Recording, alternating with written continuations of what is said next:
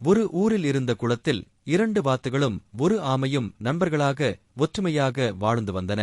அவை எப்போதும் ஒன்றாக இருந்து பேசிக்கொண்டும் சந்தித்துக் கொண்டும் இருந்தன. ஒருநாள் அந்த குளத்தின் நீர் வற்றத் தொடங்கியது.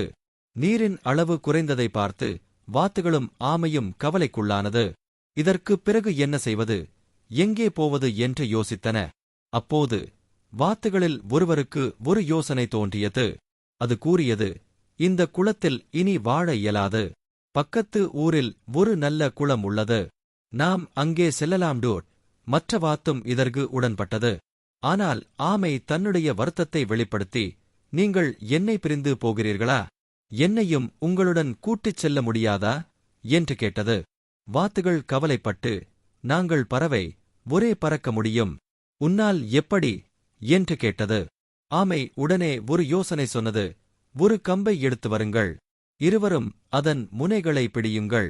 நான் நடுவில் என் வாயால் கம்பை கவ்விக்கொள்கிறேன். நீங்கள் பறந்தால் நானும் உங்களுடன் வருவேன் டோட். வாத்துகள் இதை ஏற்று ஆமையை எச்சரித்தன. பறக்கும்போது வாயை திறந்து விடாதே.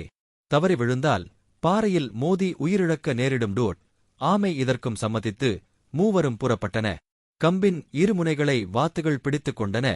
ஆமை நடுவில் தொங்கியபடி பறந்தது.